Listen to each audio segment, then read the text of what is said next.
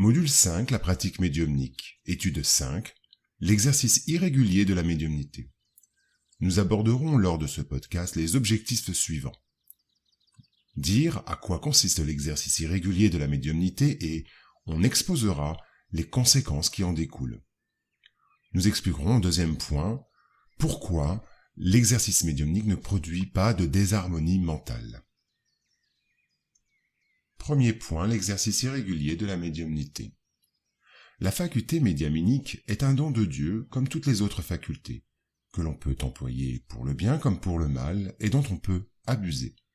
Elle a pour objet de nous mettre en rapport direct avec les âmes de ceux qui ont vécu, afin de recevoir leurs enseignements et de nous initier à la vie future.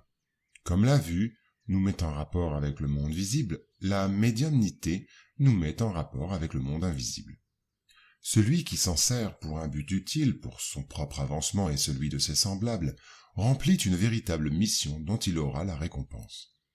Celui qui en abuse et l'emploie à des choses futiles et dans des vues d'intérêt matériel la détourne de son but providentiel. Il en subit tôt ou tard la peine, comme celui qui fait un mauvais usage d'une faculté quelconque.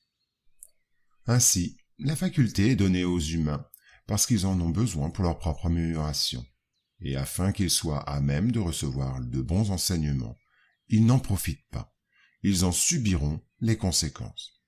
Jésus ne donnait-il pas de préférence sa parole aux pécheurs, disant qu'il faut donner à celui qui n'a pas?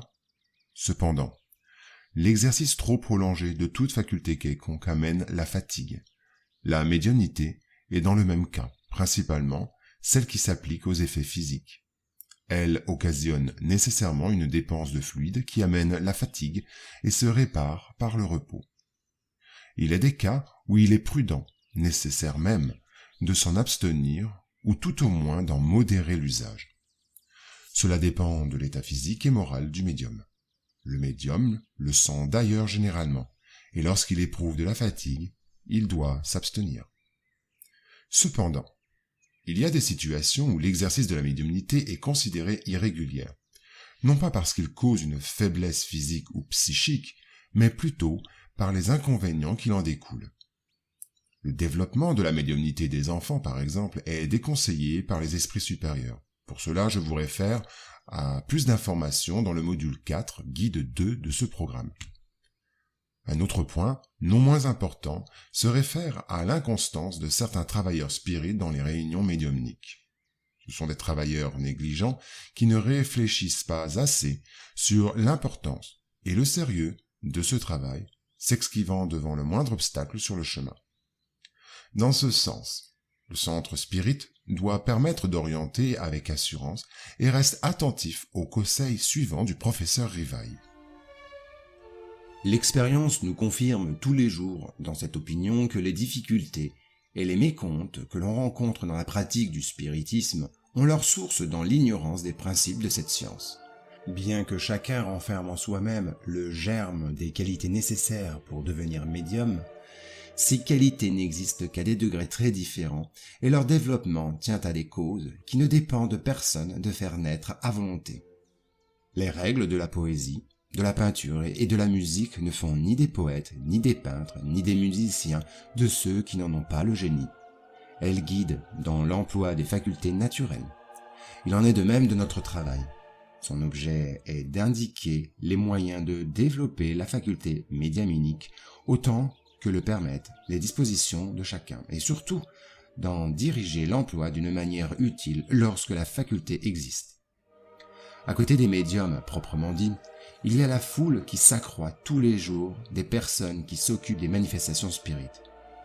Les guider dans leurs observations, leur signaler les écueils qu'elles peuvent et doivent nécessairement rencontrer dans une chose nouvelle, les initier à la manière de s'entretenir avec les esprits, leur indiquer les moyens d'avoir de bonnes communications, tel est le cercle que nous devons embrasser sous peine de faire une chose incomplète. À ces considérations, nous ajouterons une très importante, c'est la mauvaise impression que produit sur les personnes novices ou mal disposées la vue d'expériences faites légèrement et sans connaissance de cause.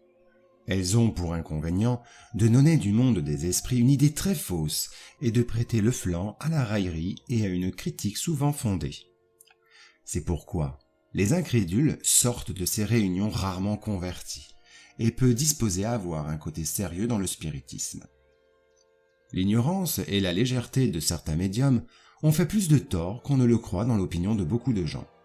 Le spiritisme a fait de grands progrès depuis quelques années, mais il en a fait surtout d'immenses depuis qu'il est entré dans la voie philosophique, parce qu'il a été apprécié par les gens éclairés. Aujourd'hui, ce n'est plus un spectacle, c'est une doctrine dont ne se rient plus ceux qui se moquaient des tables tournantes.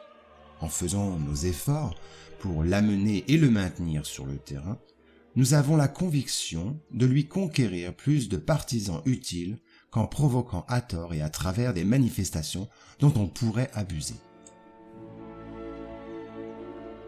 Pour notre deuxième point, maintenant abordons la pratique médiumnique et les perturbations mentales qui pourraient en découler. La pratique de la médiumnité ne produit aucune perturbation mentale, comme des troubles graves, génériquement désignés de folie. Cependant, il faut considérer qu'il y a des personnes qui ont une structure psychique délicate et dont les émotions, aussi petites soient-elles, leur provoquent un ébranlement. Ce sont des personnes chez lesquelles il est nécessaire d'éviter toute cause de surexcitation, et celle-ci, la médiumnité, est du nombre. Il ne faut pas oublier qu'il est relativement facile d'établir des liaisons mentales avec des esprits qui ne sont pas suffisamment moralisés et d'être influencés par eux. Ainsi, nos émotions, notre humeur et notre comportement peuvent être altérés négativement. Les participants à la réunion médiumnique, en particulier avec un contact plus assidu avec des désincarnés, doivent avoir conscience des précautions exigées dans l'exercice de la médiumnité. Beaucoup de collaborateurs des activités médiumniques, malgré leur bonne volonté, oublient que toute édification de l'âme requiert discipline, éducation, effort et persévérance. La médiumnité constructive est la langue de feu de l'Esprit Saint, et cela nous faisons allusion au phénomène de Pentecôte cité dans les Actes des Apôtres au chapitre 2, versets de 1 à 4, lumière divine, pour laquelle il faut conserver la mèche de l'amour chrétien et l'huile de la bonne volonté pure. Sans la préparation nécessaire, l'excursion de ceux qui cherchent à s'approcher du monde invisible est presque toujours un voyage dans les cercles de l'ombre. Ils ressentent de grandes sensations et se heurtent aux perplexités douloureuses. Ils font des découvertes surprenantes et finissent dans l'anxiété et les doutes sans fin. Tout esprit devra faire un effort venant de lui-même dans le perfectionnement intime.